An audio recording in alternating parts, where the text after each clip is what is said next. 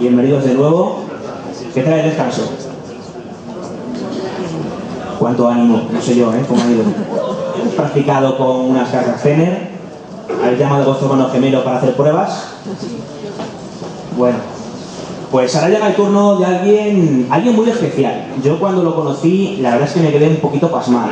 Le conocí gracias a Óscar Iborra, en unas jornadas hasta cierto punto parecidas a estas, sobre todo en lo que es esta jornada de tarde del sábado, que se realizaban en la Facultad de Psicología de la Universidad de Granada. Lo cual ya está muy bien, ¿no? Que unas jornadas de estas características, en vez de en un hotel, al fin y al cabo, se realicen en una universidad, yo creo que ya de por sí es un avance, ¿no? Es decir, bueno, oye, esto también está aquí, interesa porque hubo muchísimos alumnos, se consiguió incluso medio crédito de libre elección, algo que os aseguro que no es fácil, mucho menos en unas jornadas de estas características, más teniendo en cuenta pues lo que es una facultad de psicología, ¿no? Y ahí conocí a José Miguel Pérez Navarro. Yo cuando estuve hablando con él, él me decía algo que me dejó pasmado. Me dice, no, es que yo he hecho una investigación en parapsicología en la Universidad del Reino Unido, porque en España no se puede, y no me han puesto ningún problema. Y no me han mirado como si fuera un bicho raro. Allí es algo completamente normal. Claro, yo en ese momento cogí, llamé a mi madre y le dije que por qué no me había tenido en Londres, pero bueno, eso es otro tema, ¿no? José Miguel Pérez Navarro, para que os hagáis un poco una composición del lugar, que aquí tenemos aquí arriba, él es doctor en psicología por la Universidad de Coventry, en Reino Unido, anteriormente investigador asociado y profesor titular de la Universidad de Greenwich, de Reino Unido, y actualmente es profesor adjunto en la Universidad Internacional de La Rioja. Ahí es nada. Bueno, pues José Miguel Pérez Navarro nos va a hablar de lo que veis aquí. Aquí lo tenéis, ¿no? Personalidad, factores de estado y cognición en el estudio experimental de la PES, que son las siglas de percepción extrasensorial. Ahora vais a ver un poco en práctica lo que ha dicho Óscar Iborra. Él ha hecho una introducción genérica, ha hablado de cómo se tiene que investigar estas cuestiones de una forma seria y rigurosa, y aquí vamos a ver un modelo teórico perfecto de cómo realmente se tiene que investigar la parapsicología. Estoy convencido de que la mayoría de los que estáis aquí vais a flipar. A la mitad vais a decir, ¿esto qué es? O sea, ¿de verdad esto era de esa forma? He estado engañado hasta este momento. Yo pensaba que la parapsicología era ir a un sitio con una voz truculenta y una larga barba y decir aquello de aquí hay casuística extraña, lo he captado porque lo siento y tengo una grabación que dice... Bueno, pues eso no tiene absolutamente nada que ver, con lo que es la parapsicología. Y aquí tenéis un modelo teórico de lo que de verdad es una investigación en parapsicología, donde de verdad tiene que investigarse la parapsicología. Quiero pedir un fortísimo aplauso para José Miguel Pérez Navarro.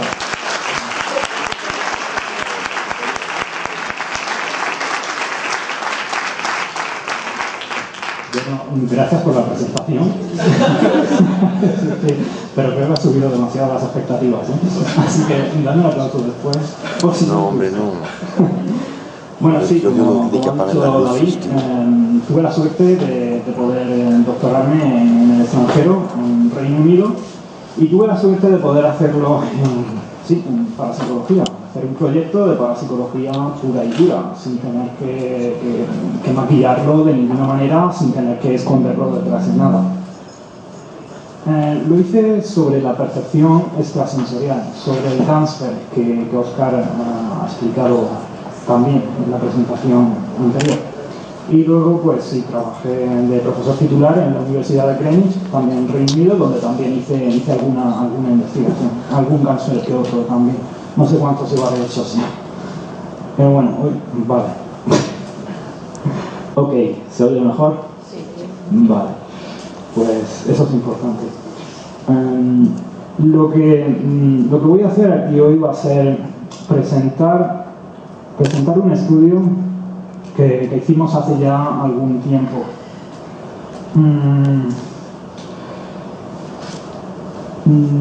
No lo vais a entender todo. Estamos bien. No, bueno, vamos a ver. No, quiero decir porque la parapsicología es una ciencia dura, ¿no? Estamos un poco acostumbrados también a la parapsicología esta de entretenimiento y no es así. La parapsicología es una ciencia muy dura, ¿no? Dura de hacer, muy costosa en términos de tiempo, recursos, etc. Y también dura de entender. pero aún así intentaré explicar las cosas de la manera más sencilla posible. De todas formas, lo que quiero hacer es mostrar cómo sí que se puede aplicar el método científico y la estadística a este área tan polémica, tan controvertida, ¿vale? Y se pueden usar las mismas técnicas que se utilizan en cualquier otro área de la psicología y de la ciencia. Lo importante, como os digo, no es tanto el contenido como el formato, ¿eh? Es lo que yo quiero hacer aquí, que veáis cómo se puede. Sí, la presentación que voy a hacer, este estudio tiene relación con una pregunta que han hecho por aquí, no sé si eras tú, sobre sí, factores de personalidad. ¿Qué tipo de persona es la que, no sé cómo llamarlo, tiene más capacidad extrasensorial o realiza esta tarea o este proceso tiene lugar en su mente con una mayor fiabilidad? Y tenemos en cuenta pues, factores de personalidad, factores de estado emocional principalmente, y también factores cognitivos. Vale. En parapsicología tenemos un problema generalizado, y es que no tenemos una teoría capaz de integrar todos los datos experimentales que se han obtenido. Cuando explicamos esto siempre echamos mano del ejemplo del metaanálisis. Sabéis que en psicología el metaanálisis es un marco teórico muy amplio en el que es muy difícil comprobar cosas, es muy difícil hacer investigación, hacer experimentos en psicoanálisis. La parapsicología es todo lo contrario, se hacen muchos experimentos pero no hay teorías que se ajusten a lo que sale en el laboratorio. Aún así tenemos un modelo que es el modelo de reducción de ruido de Honorkamp, que es de lo que mejor se ajusta a estos datos empíricos que os digo. En el modelo de reducción de ruido o de atenuación estimular, la percepción extrasensorial se conceptualiza como una señal débil enmascarada por estimulación externa o estimulación interna, como puede ser la estimulación somática o el propio pensamiento que el sujeto pueda tener.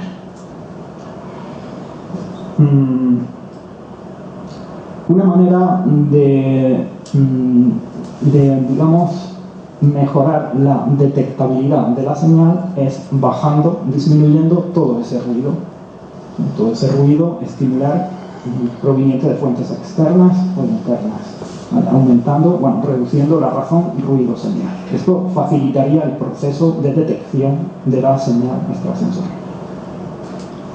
Y esta es la base teórica. Ya os digo que es el modelo que parece que se ajusta mejor a los experimentos, a los datos experimentales. Este es el modelo teórico de la base teórica del experimento Ganzfeld. El experimento Ganzfeld es una técnica de aislamiento sensorial parcial y monotonización perceptiva, en el que la voy a explicar rápidamente porque Oscar también lo ha explicado ya, y bueno, solo para que podáis entender lo que viene detrás, ¿no?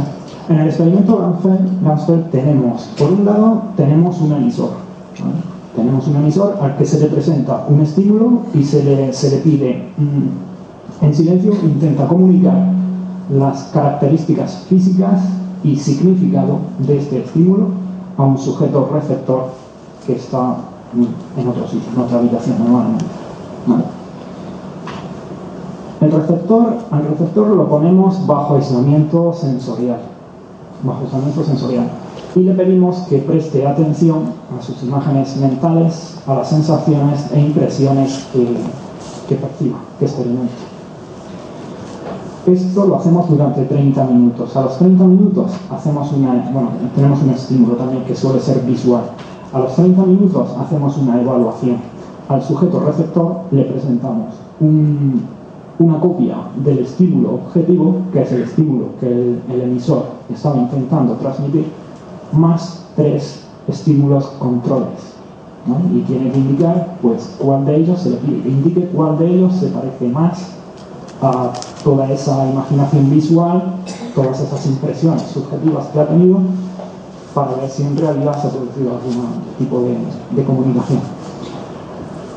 Como le presentamos 4 estímulos en total, el estímulo objetivo más los 3 controles, tenemos una línea base de un 25%. El 25% de los sujetos dirá, pues ese estímulo es el que más se parece, ¿no? Y acertará solo por azar, porque hay 4. Si en un experimento dado tenemos un porcentaje de aciertos superior, significativamente superior a este 25%, podemos decir que de alguna manera el sujeto receptor ha recibido información que le ha facilitado la identificación del estímulo que el emisor estaba intentando transmitir. Bueno, vamos a ver. Entonces, si decimos que la percepción extrasensorial es una señal débil que entra a la conciencia del sujeto enmascarada por estimulación externa e interna, somática y cognitiva,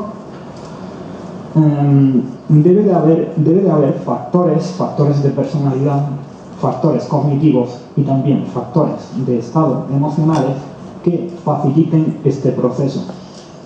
También debe haber factores que dificulten este proceso.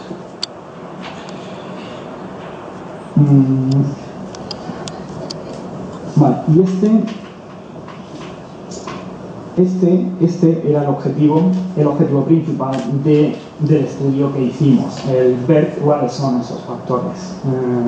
En términos más generales, qué tipo de persona podría realizar mejor esta tarea, qué tipo de persona se le daría mejor lo de descubrir la señal o notar la señal de percepción extrasensorial en todo este entramado de ruido, de estimulación irrelevante.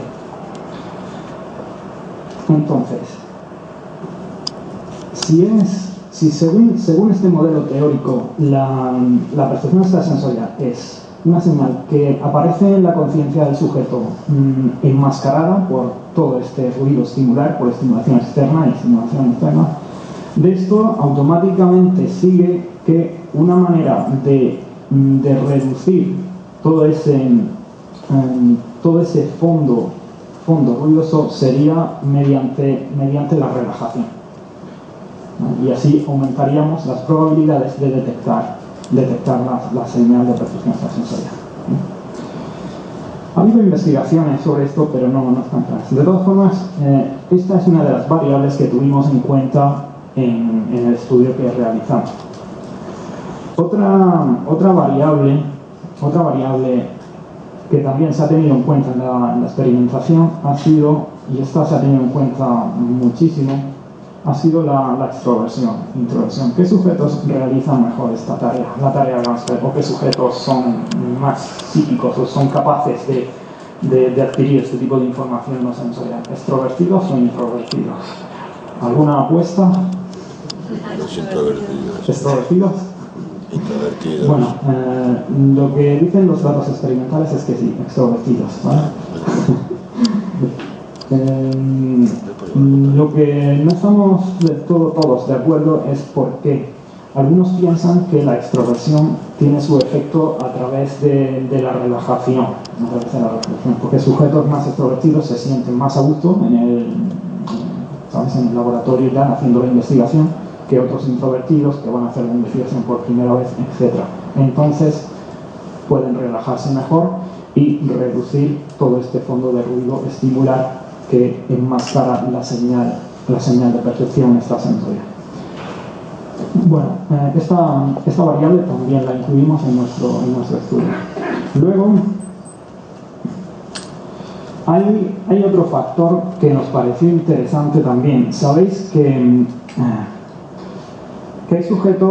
hay sujetos que tienden a ser más conscientes de lo que pasa por su mente, ¿no? De sus pensamientos, sus emociones, etc. Otros sujetos parece como que están más pendientes de lo que pasa alrededor del mundo estimular, etc. Entonces, se pensó que los sujetos que tengan esta predisposición a ser más conscientes de los pensamientos, cogniciones, etcétera, que tengan, podrían contar con una ventaja a la hora de detectar la señal extrasensorial. Esto es un factor cognitivo que en inglés le llamamos internal awareness. Todavía no he encontrado una manera de traducir esto de manera satisfactoria, pero bueno, el concepto es ese, ¿vale? El concepto es una tendencia a ser más consciente, una toma de conciencia del mundo interior, del pensamiento, etc. Otra característica que podría tener un papel, podría jugar un papel en el proceso de percepción extrasensorial es la tolerancia o intolerancia a la ambigüedad. Y esto es, si volvemos otra vez a la definición del modelo de Honorton, si la percepción extrasensorial es una señal débil, una señal desestructurada, una señal ambigua, aquellos sujetos que tengan una menor tolerancia a la ambigüedad tenderán a modificar más esta señal, tenderán a cambiarla, aplicar sus propios esquemas mentales sobre ella, etc. Entonces, toda esta manipulación puede que dificulte la detección de la señal. Por eso pensamos que sujetos con esta característica de personalidad, o esta característica cognitiva, es tolerancia a la ambigüedad cognitiva en realidad. Podrían facilitar el proceso de percepción extrasensorial. También tuvimos en cuenta otras características de la imaginación mental, como la vividez de la imaginación mental, la complejidad y la controlabilidad. Bueno, hubo otras variables que vamos a ver después, ¿no? Pero para no aburriros mucho, lo vamos a dejar aquí. Vamos a ver. En este estudio también comparamos la técnica Ganzfeld con, técnica de Ganzfeld, a mí me gusta llamarle estimulación Ganzfeld, porque es en realidad una técnica de estimulación visual y auditiva. Lo comparamos con atenuación sensorial, donde no usamos ni estimulación visual con el foco de luz, ni la estimulación sensorial que se usa en el caso del ruido, como decía Oscar antes explicaba, como el ruido blanco y ruido rosa que se utiliza. Pusimos a la mitad de sujetos en una condición experimental, Ganzfeld, y a la otra mitad en atenuación sensorial. Y también queríamos comparar la eficacia de utilizar estímulos multisensoriales, como podían ser objetos, con estímulos visuales, las típicas fotografías o postales que se suelen utilizar o se han utilizado clásicamente en estudios de percepción extrasensorial. A ver. Bueno, sí, el diseño, realizamos 60 estudios Ganzfeld, un diseño mixto, 2x2 y un análisis correlacional. El factor entre sujetos fue esto, la condición experimental Ganzfeld versus aislamiento o atenuación sensorial. Y para sujetos fue utilizar fotografías u objetos. Aparte de las sesiones Ganzfeld, hicimos una sesión psicométrica en la que medíamos, usábamos una serie de cuestionarios para medir estos factores de personalidad, factores cognitivos que queríamos explorar en el diseño. Os lo voy a poner rápido. Usamos estos cuestionarios, ¿vale? Algún interesante hay por aquí, como el de Feinstein, el de Self-Consciousness. Esto evalúa la internal awareness, esta tendencia a notar más el contenido mental del sujeto. Algunos cuestionarios de personalidad, como el de Eysenck, otros en memoria, etc. Pero bueno, esto no tiene relevancia. Tuvo relevancia en el estudio, obviamente, pero no la tiene en esta presentación. Lo que sí lo tiene son los resultados. Los resultados que obtenemos. El porcentaje de acierto fue solo del 26 general, de acierto general, fue solo del 26,6%. Sabéis que la línea base, como he dicho antes, era del 25%, ¿no? Solo un 26,6% de los sujetos pudo identificar el estímulo objetivo. En general. A ver, no se ve muy bien, ¿verdad? Pues sí. Sí. Como os decía antes, a la mitad de los sujetos los evaluamos con Ganzfeld, ¿vale? Y a la otra mitad con una técnica de aislamiento sensorial, atenuación sensorial. A aquellos que evaluamos con Ganzfeld obtuvieron un 30% de aciertos, ¿sí? En comparación con el 25% esperado por azar. A los que evaluamos con aislamiento sensorial obtuvieron solo un 23%. La diferencia no es estadísticamente significativa, pero está en la dirección esperada. En cuanto al tipo de estímulo, los sujetos lo hicieron bastante mejor cuando se utilizaron objetos, cuando se utilizaron estímulos multisensoriales, ¿vale? Consiguieron un 33%, mientras que cuando se usaron el típico estímulo visual, la fotografía, que se usa en la investigación clásica, solo consiguieron un 20%. Hasta aquí, bien, pero bueno, no hay mucho. Donde sí nos sorprendió hasta cierto punto, porque también está en la dirección en la que hipotetizamos que saldrían los resultados, fue este 43% que obtuvieron los sujetos que realizaron la prueba bajo la condición experimental de Ganzfeld y cuando usamos objetos con ellos. Este 43% está bastante bien, ¿no? Pero bueno, vamos a volver a esto ahora después.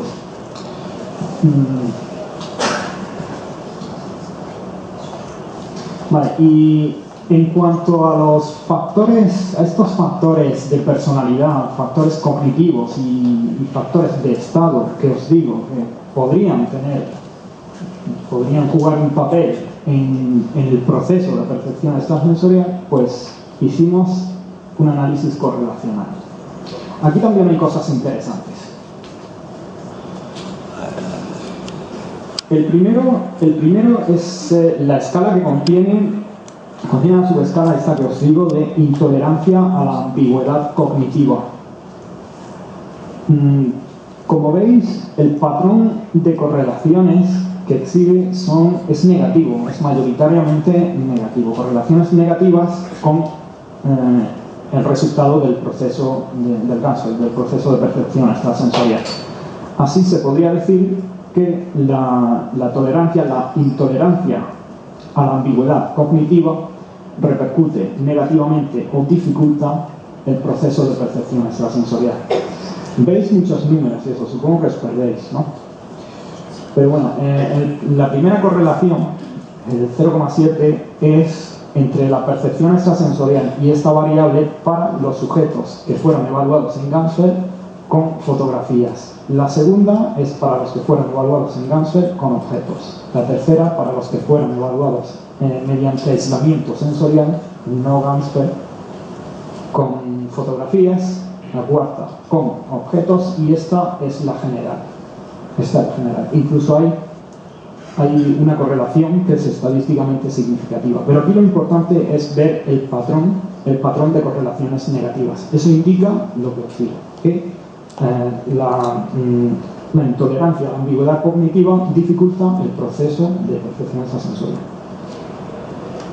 Y la segunda es la empatía. En cuanto a la empatía, pues bueno, la empatía, lo explico rápidamente. La empatía tiene dos componentes, un componente cognitivo y un componente emocional. La empatía cognitiva es la capacidad o la habilidad que tiene un sujeto para comprender el punto de vista de otro, aunque no comparta sus actitudes, aunque no comparta ese punto de vista, aunque no comparta esos valores, pero lo entiende, ¿vale? Eso es la empatía cognitiva, capacidad para entender el punto de vista de otra persona.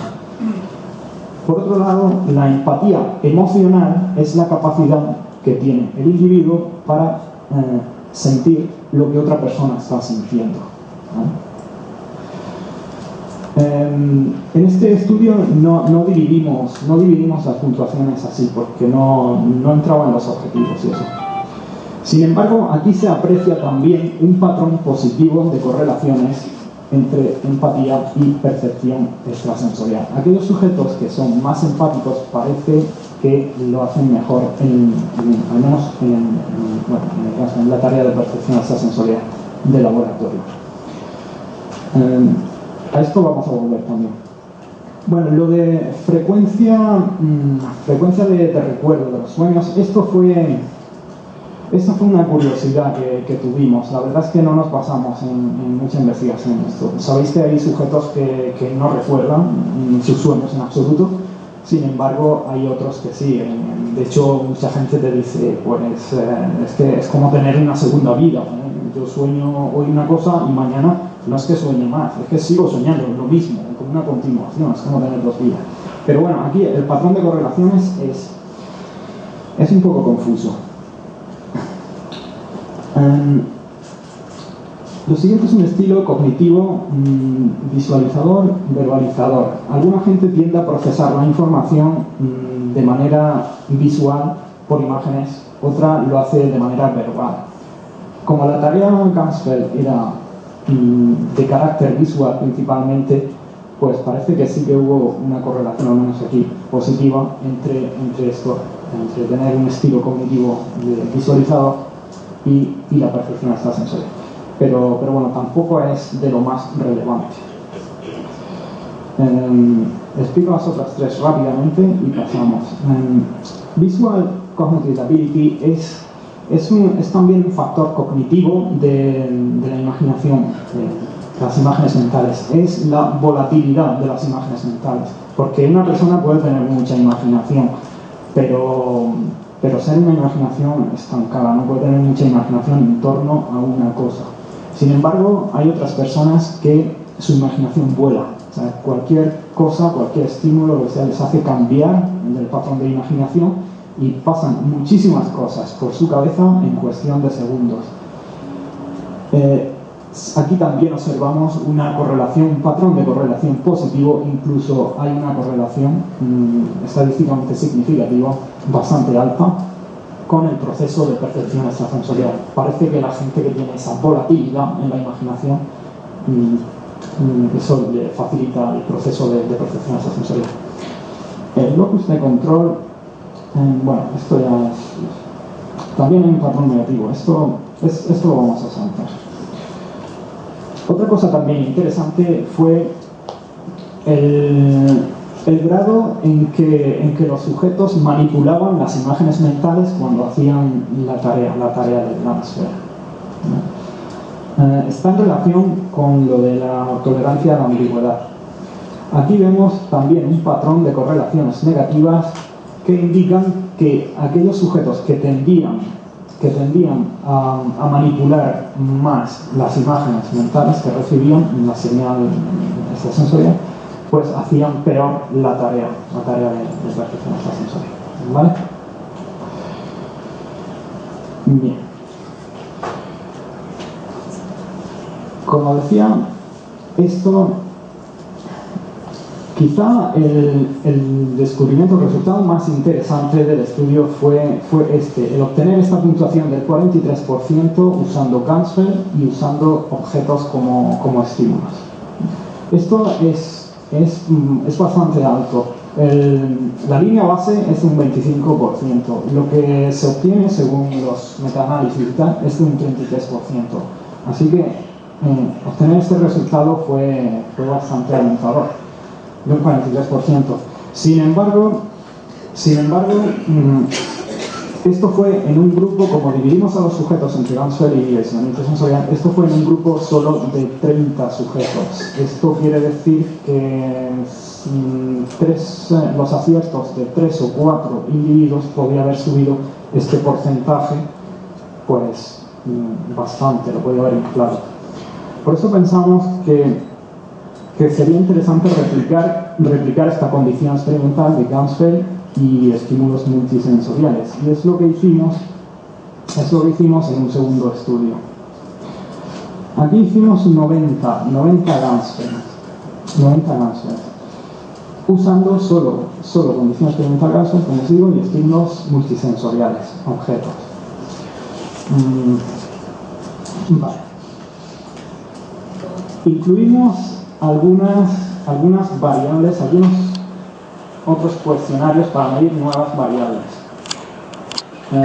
Que no voy a repasarlos todos, pero os voy a decir un par que me parecen interesantes. Bueno, usamos el NEO, el inventario de personalidad de Costa-Macri. Usamos también uno que me parece interesante, que es este de Intimate Bonds. Esto es una medida, de Intimate Bonds, es una medida de la intensidad de la relación o de la afiliación entre dos personas. Clásicamente, en la parapsicología clásica siempre se ha pensado pues eso, que el fenómeno de telepatía, etcétera, se daba más entre sujetos que tuviesen una cierta afiliación, bien sea afiliación genética, como puede ser en el caso de gemelos, o padres e hijos, amigos, parejas, etcétera, ¿no? Y por eso incluimos esto, pero nosotros quisimos evaluar esto experimentalmente. Así que usamos este cuestionario. Otro interesante que incluimos aquí, que no estaba en el primer estudio, fue una escala de emociones. Una escala emocional, que es esta última de aquí abajo, la UBIS, el Neuropsychiatric Checklist de Matthews. Y eso también sale. Vale, eso en cuanto a los cuestionarios. ¿Qué resultados obtuvimos? Este estudio salió bastante bien. El porcentaje de aciertos no fue del 43%, como fue anteriormente, pero fue del 33,3%, que es consistente con lo que se ha obtenido en metaanálisis, y está bastante bien. Sin embargo, una cosa incluso más curiosa fue ver cómo se repartían esos aciertos entre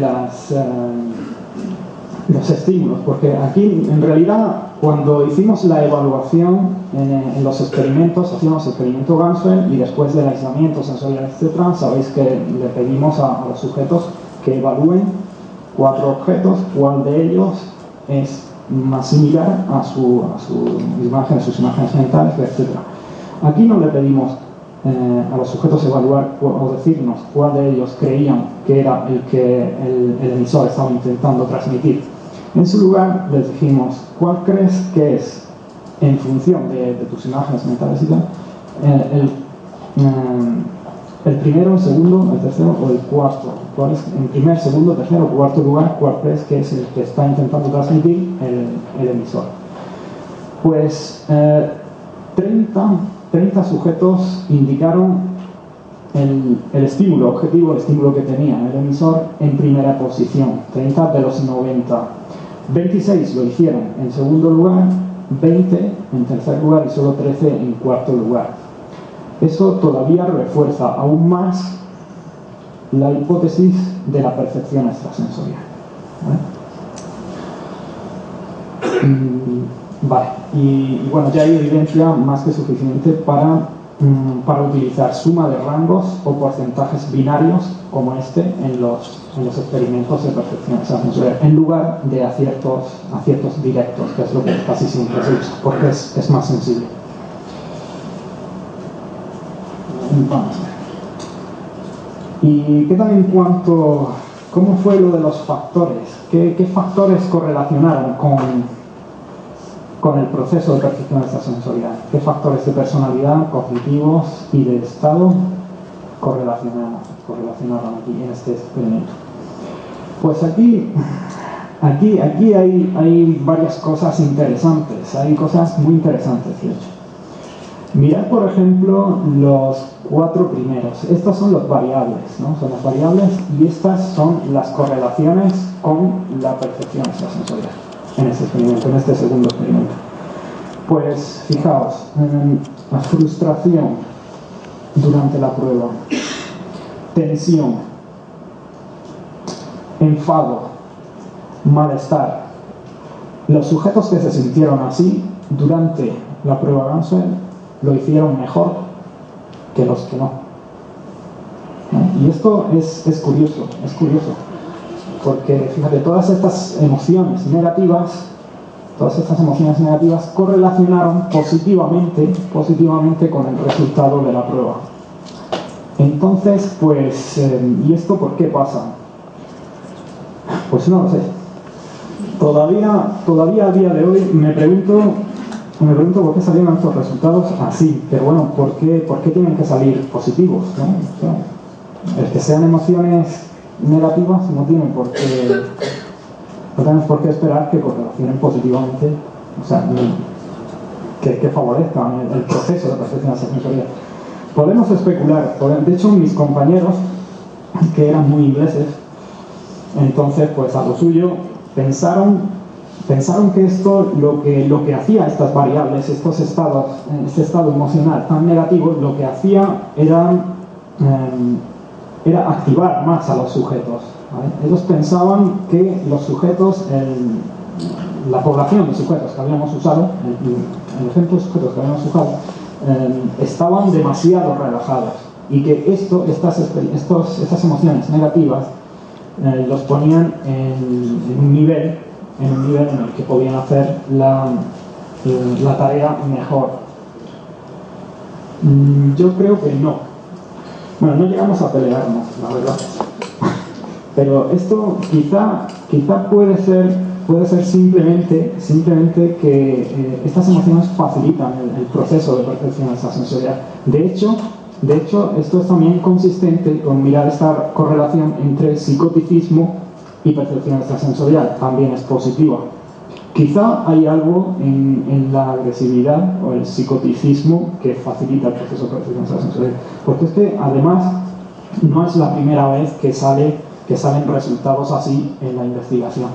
Pero no lo sé, estoy especulando. No lo sé. Otra cosa interesante fue en relación a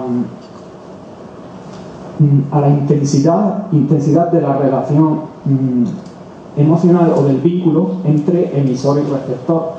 Sabéis que siempre pensamos, pues eso, que si hay un vínculo emocional entre emisor y receptor, pues hay una mayor probabilidad de que se produzca fenómeno de telepatía.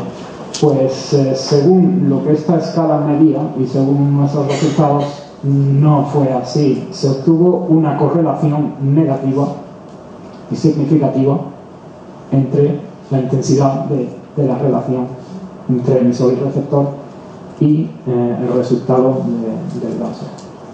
¿Vale? Al menos en este estudio no salió así, pero en parapsicología hay que replicarlo todo. El que en este estudio saliese en negativo, en la asociación, no quiere decir que sea así. Bueno, otra cosa interesante es la empatía. La empatía, si os habéis dado cuenta, también correlacionaba el patrón. En la tabla anterior, tan jodido los he puesto antes, que estaba muy ligada, la empatía mostraba un patrón de correlaciones positivas. Y aquí se vuelve a replicar. Y eso es interesante. Cuando un resultado sale por primera vez, ya os digo que es que puede salir por azar. Hay que hacer las cosas 2 veces. Pero cuando sale 2 veces, pues probablemente haya un efecto real. Probablemente las personas que tienen empatía, esa habilidad para saber o comprender el punto de vista de otro, o para sentir lo que otro está sintiendo, quizá esté relacionado con la percepción extrasensorial. De hecho, si la percepción extrasensorial existe, algo como la empatía debe de tener un componente de percepción extrasensorial. Bueno,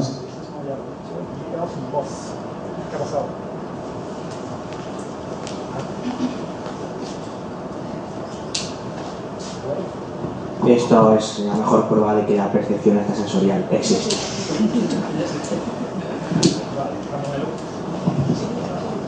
Pues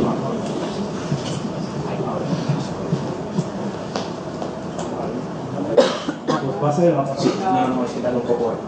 A ver, ¿se oye? Sí, sí, sí. ¿Se oye? Sí. ¿Se puede subir volumen o tiene que ser así? No se escucha así. Bueno, ¿se oye? Hola. Creíais que os habíais librado, ¿no? Anda, con todo lo que queda todavía. Bueno, ya os digo, no hace falta en absoluto que lo entendáis todo, solo ver el formato, es la investigación. Solo quiero que veáis que la investigación en parapsicología es así. Es así. Os lo digo, la parapsicología no es entretenimiento, es una ciencia muy dura. Pero bueno, ¿por dónde iba? Sí, la empatía lo había explicado. Psicoticismo también. Bueno, estas 4 variables no son tan robustas y me da la impresión que no se oye como antes. ¿Me oís bien? Sí, sí, sí, se oye. Estas 4 últimas no son tan robustas ni se han estudiado tanto en psicología general, como las anteriores.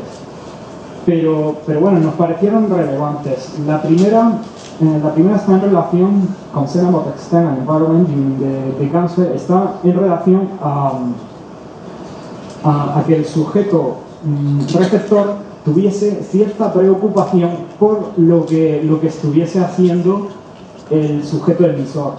Así, una preocupación, pero no una preocupación, sino una preocupación así de fondo, ¿no? Que lo tuviese en mente. Que esto podría reflejar una forma de digamos, focalizar el objetivo de percepción extrasensorial, ¿vale? Pues nos pareció interesante y a ver, nos pareció interesante, pues ahora os tengo que explicar todo esto otra vez. Vale. Nos pareció interesante y míralo, y la correlación fue de las más altas, o sea,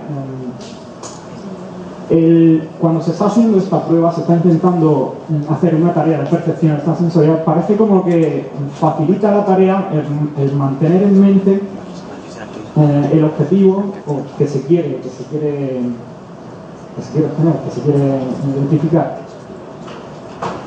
Internal awareness es esta es la que os decía antes del nivel de conciencia que el sujeto tiene sobre sus propios pensamientos, etc. Aquí, curiosamente, la correlación salió negativa. Entonces, esta variable, pues casi la podemos quitar.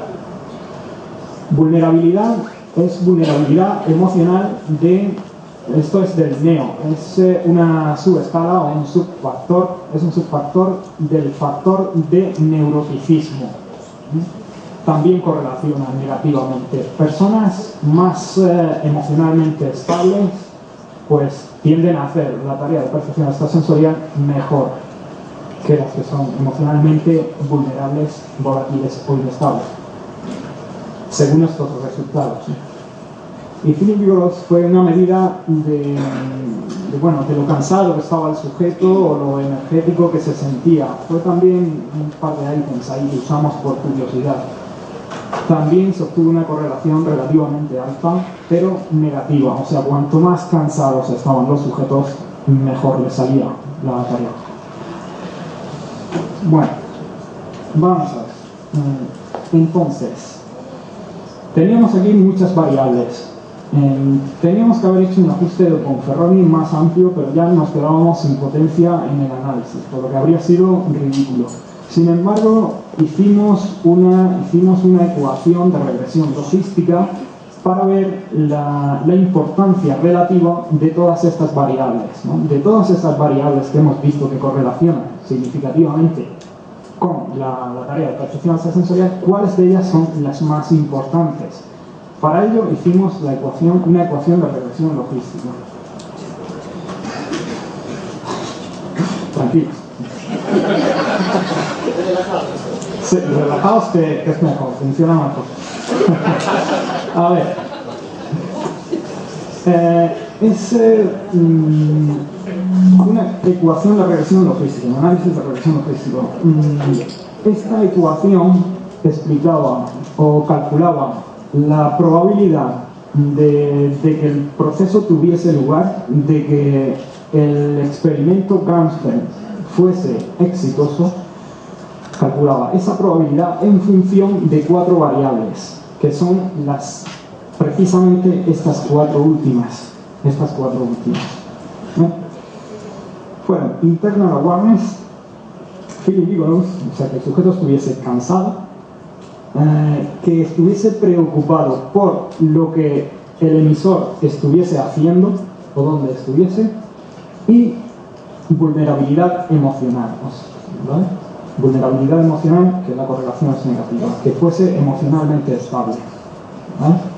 Esas 4 variables explicaban el 55,17% de los aciertos y el 91,53% de los errores en el experimento Ganzfeld. Un 79,55% de los ensayos totales. Si la parapsicología fuese una ciencia exacta, esto es todo lo que necesitaríamos para probar de manera inequívoca la existencia del fenómeno extrasensorial. Pero no lo es. No lo es. Y esto lo indica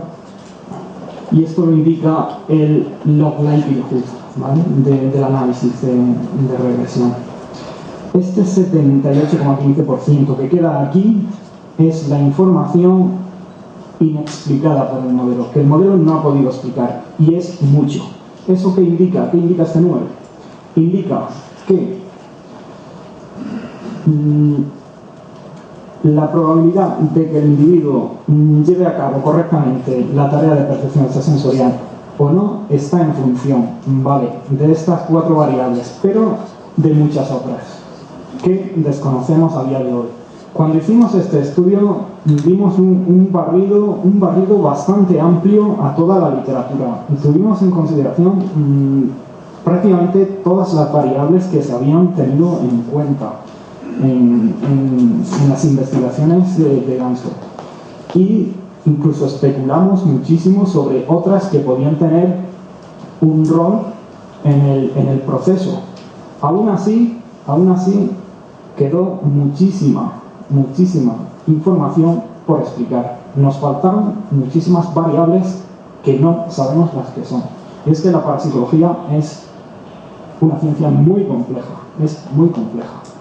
¿no? Bueno, el estadístico de Wall, y eso casi que voy a pasar, ¿no? Vale, pues eso es. Yo creo que con que os quedéis con esta idea, lo que os digo, es una cosa muy difícil. La experimentación es muy difícil. Voy a dejar la presentación aquí. Lo que quiero que os llevéis de aquí no es el contenido. El contenido, obviamente, todo esto, pues yo entiendo que no lo entendáis, ¿no? Que a la mayoría de vosotros. Pero, bueno, quería que vieseis el formato, simplemente. Solo quería que vieseis cómo se realiza investigación experimental en parapsicología, y quería que supieseis que eso se hace, porque es que de verdad estamos inundados con parapsicología de entretenimiento, que no sé, pues, hombre, pues está bien, ¿no?, para el tren y eso, pero la parapsicología es esto. Yo creo que es esto, porque para mí la parapsicología es como un sudoku. Es verdad, es hacer experimentos que vayan surgiendo números, y cuando tengamos muchos números y un grupo de ellos apunte en una dirección, entonces podremos saber lo que está pasando. Pero desde luego no es una ciencia descriptiva, como puede ser, por ejemplo, la anatomía, la histología, que adquieres conocimiento simplemente mirando cómo son las cosas. O sea, es algo inaccesible a los sentidos. Tampoco es una ciencia en la que puedas acumular conocimiento mediante la razón, como puede ser, por ejemplo, las matemáticas, ¿no? Las matemáticas, pues coges, haces integrales, derivadas, etcétera, y al final pues sacas algo. Aquí la razón muchas veces nos lleva a equivocarnos. ni siquiera el método científico ha tenido éxito en explicar qué es lo que pasa. O sea, al final es como un sudoku, es hacer muchos experimentos, ver los números, y cuantos más números haya, pues más probabilidades de rellenar las casillas que faltan. Y una vez que se rellenen esas casillas con teorías, con hipótesis, etc., pues ya el resto será más fácil. Pero bueno, espero no haberos aburrido demasiado y bueno, acordaos del formato, ¿eh? El contenido da igual, lo podéis olvidar ya, ¿vale? Bueno, pues gracias por vuestra paciencia.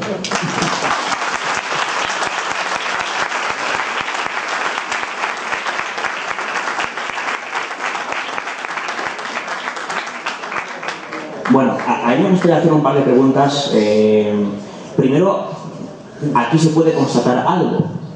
Aquí, para muchos, se acaba de producir un auténtico fenómeno paranormal. El que no se ha ido mucha gente de la sala. Ese puede que sea uno de ellos. Pero el siguiente es que yo os planteo una hipótesis, ¿no? Una hipótesis. Si el micrófono que tenía José Miguel se ha apagado de repente y yo no he tocado nada, ¿por qué me funciona a mí? Se han apagado misteriosamente las baterías. Pues esto que os tomáis a coña, más de uno que yo conozco lo vendería como algo genuino, ¿eh? Pero bueno. No, me gustaría preguntarte, José Miguel, para que la gente se haga una idea, ¿no? Cuando se hacen toda esta serie de experimentos con personas, con voluntarios, ¿de cuántos voluntarios estamos hablando aproximadamente en cada uno de los experimentos? Pues el primero fueron 60 voluntarios casi forzados, porque fue en la Universidad de Coventry, les daban créditos que necesitaban. Tuve esa suerte, si no, no habría manera de se hacen falta muchos sujetos. El primero fue de 60, el segundo de 90. 90 personas, ¿eh? Sí. Replicando.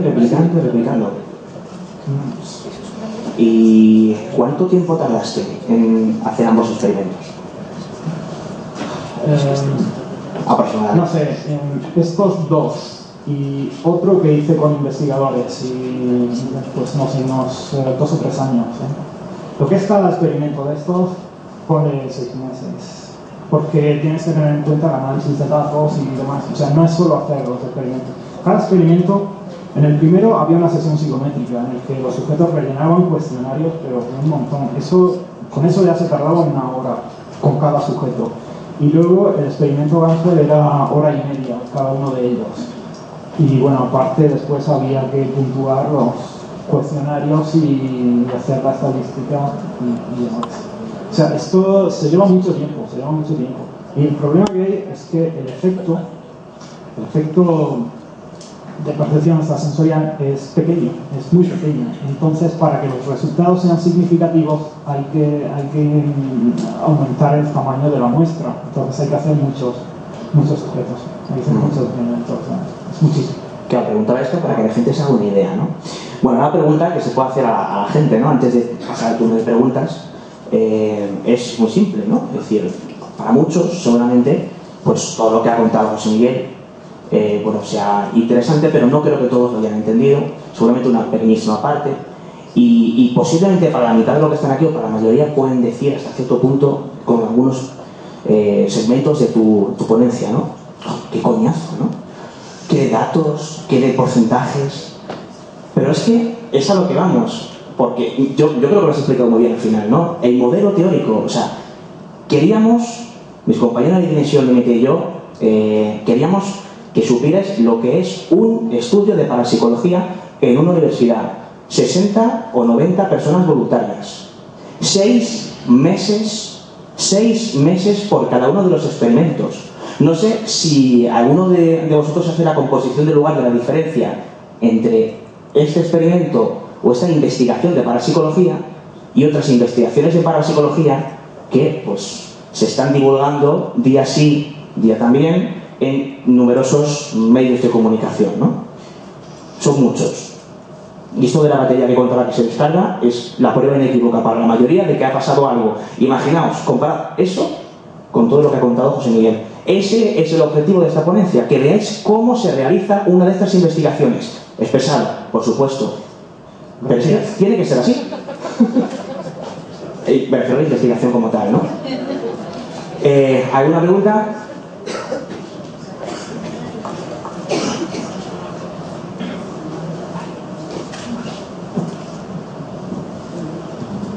Hola, buenas tardes. Sí, quería preguntarte si habéis hecho una diferenciación por edades y por sexo, hombres y mujeres, y se da algún tipo de correlación diferente o no ha habido ninguna incidencia al diferenciarlo.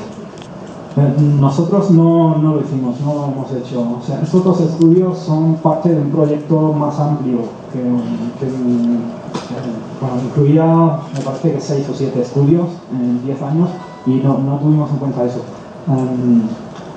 Sí que hay algún estudio que lo ha hecho con anterioridad y parece que el patrón que parece facilitar más el proceso es cuando tienes a un varón de receptor y una mujer enviando, ¿no? Es así, no recuerdo exactamente si es así, pero parece que es esa combinación de hombre y mujer la que mejor va, en lugar de tener a dos del mismo sexo. Es así, ¿no? Es escape. Emisor. Bueno, sí, pero es esa combinación. Cuando usas un hombre y una mujer es cuando mejor parece funcionar. Pero tampoco hay evidencia definitiva. ¿Por edades? Por edades. No, por edades tampoco. No, o sea, eso que se dice de que los niños, que si las fontanelas, que si no sé qué, no, al menos yo no conozco evidencia experimental alguna.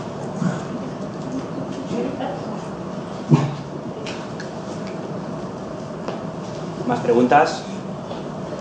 ¿Algún psicólogo en la sala? Hola, ¿qué tal? Hola. Mira, quería preguntarte si, en tu opinión, en función de todas las investigaciones Sí. en las que tú has participado, en función de todo el metaanálisis que ha habido de cantidad de investigaciones en las que se han recogido datos, se puede llegar a la conclusión de que esta facultad, esta sensorial, es común a toda la humanidad. O sea, que es una facultad innata en el ser humano.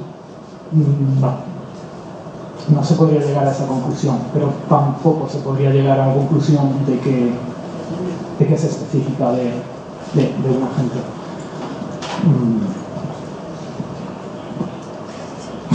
Es así. No, o sea, los datos es una cosa que no se ha tratado de manera experimental.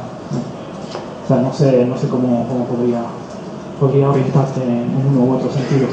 Se tiende a pensar que sí, que es común a todos, incluso se tiende a pensar que se puede desarrollar, pero no hay evidencia que lo indique. Yo te quería preguntar acerca de las imágenes que utilizaste en el experimento y los objetos. ¿De qué tipo eran? ¿Eran emocionales, como comentaba antes Óscar? ¿Eran neutras?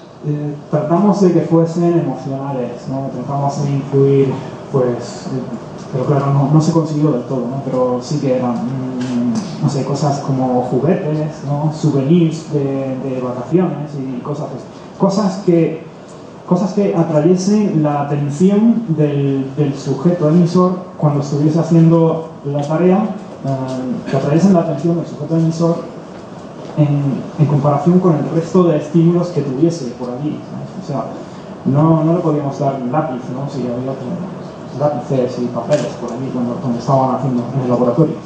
Le dimos cosas que fuesen que resaltasen del entorno estimular, sí. Sí, parece que es mejor en cosas emotivas, estímulos emotivos, parece que sabe mejor que neutros.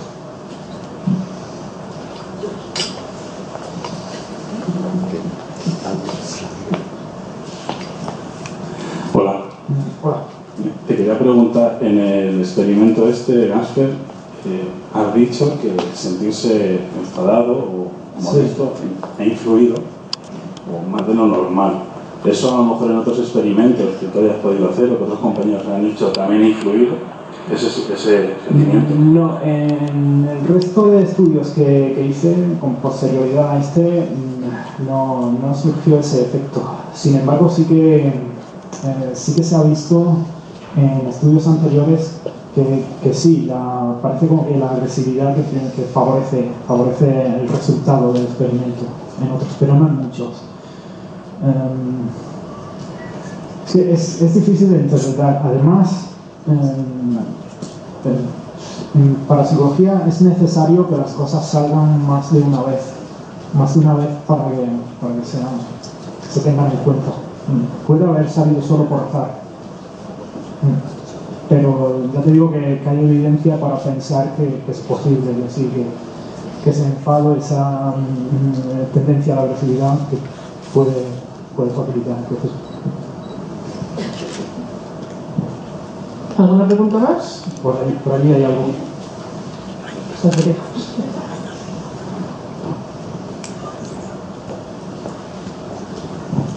Hola, buenas tardes. Hola. Los resultados siempre dan la impresión de que el estudio se hace sobre el receptor, pero sí. ¿Evaluáis al emisor? No, siempre llevas razón. Me parece que todos los estudios, la mayoría de ellos se han hecho con el receptor, ¿no? Se han pasado cuestionarios al receptor y parece como el emisor que no cuenta para nada. No, en nuestra línea de investigación no evaluamos al emisor, más que nada por la complejidad del diseño experimental que eso habría implicado. O sea, se habría puesto el doble de números, ¿no? Entonces, no. Sí que hay otros investigadores, sobre todo en la Universidad de Northampton, Chris Roy y todos estos investigadores, sí que tienen en cuenta el emisor, porque ellos piensan que en realidad el fenómeno podría ser un fenómeno de psicoquinesis, no de percepción extrasensorial, sino de psicoquinesis. De hecho, algunos investigadores piensan que la percepción extrasensorial no existe como tal, que solo existe la psicoquinesis, y que en un experimento como este, el sujeto emisor de alguna manera podría influir el cerebro del sujeto receptor para que éste viese las imágenes y tal. O sea, el sujeto receptor sería como un monigote, ¿no? que estaría influido por el sujeto emisor a través de una supuesta capacidad de psicoquinesis. Pero hay muchísima menos investigación que tenga en cuenta al emisor, lo cual es una lástima, porque, bueno, de hecho también te voy a decir que los resultados que se han obtenido cuando se ha evaluado al emisor y se ha ignorado un poco al receptor han sido algo más robustos, se han replicado más que cuando se ha evaluado al receptor. No sé si habré contestado tu pregunta o me habré ido por esta recibida. No, sí, está contestada. Y sí. Una segunda pregunta, sí. Porque posiblemente puede haber un buen receptor, puede haber un buen emisor, pero el equipo, ambos cruzados, tampoco se ha probado, ¿no? Sí, se han hecho cosas, como esto que te digo, de que el emisor sea... Es que no me acuerdo exactamente si era el emisor varón y el receptor mujer. Alguna combinación así. Se han tenido en cuenta también, bueno, una de las variables, no sé si os habéis dado cuenta o ha sido una de esas cosas que he pasado rápido, en este experimento era la intensidad de la relación emocional entre los dos, entre emisor y receptor, pero en este experimento ha salido negativo. O sea, cuanto más afiliación en la relación entre ellos, pues peor. El que haya salido negativo una vez en un experimento no quiere decir que sea así. Hay que replicar estas cosas. Eso es otra dificultad añadida de la investigación parapsicológica. Se ha hecho bastante menos y es una línea de investigación interesante. Bueno, buenas tardes. Hola. Soy Miguel. La verdad es que ha sido un placer escuchar tu ponencia y aprender con ella.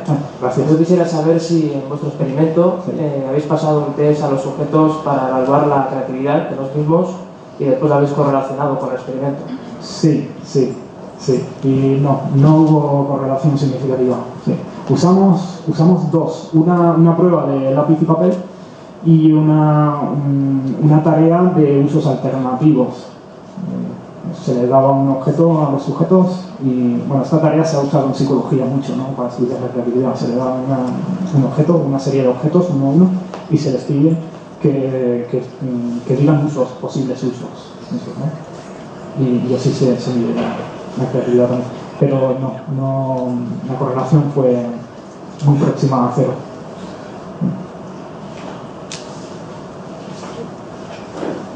¿Alguna pregunta más? Bueno, pues a mí me gustaría, a nivel particular, yo no sé si hay gente de la sala que lo comparte, felicitarte, José Miguel.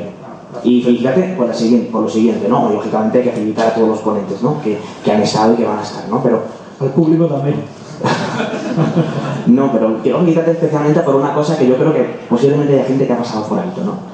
Y es la complejidad que conlleva este experimento, meses, muchas personas voluntarias, lo complicado que al fin y al cabo tuvo que ser, ¿no? Conseguir diseñar el experimento, llevarlo en práctica, comprobar dato por dato, cifra por cifra, que todo cuadra, 6 meses, para que al final el resultado sea si hay, digamos, una desviación significativa de un 4% arriba o un 4% abajo. Y luego esto, hasta cierto punto, se queda cojo si no se vuelve a replicar. Otros 6 meses, otros sujetos. Es decir, la complejidad brutal que tiene una de estas experimentaciones cuando hay gente que espera conseguir, y algunos dicen conseguir resultados en un mismo día con cosas que lógicamente no tienen nada que ver con lo que nos has contado. Así que quiero dar las gracias de verdad por la paciencia que hay que tener para seguir pues, en la brecha, y sobre todo por no desanimarte, que eso yo creo que sería una conferencia paralela, ¿no?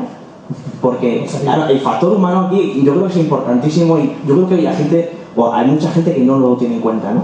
El hecho de estar horas, días, meses con experimentos para una desviación arriba o abajo de un porcentaje más o menos significativo. Y luego es que la gente no se hace una idea de todo lo que supone esto y el desánimo en el que puede caer el investigador. Así que de verdad gracias no solamente por la ponencia que nos has dado y por las investigaciones que has realizado, sino por continuar en la brecha. Esperamos, y bueno, tiene que ser así, visto lo visto, que por muchos años. Muchas gracias, José Miguel. Gracias a vosotros.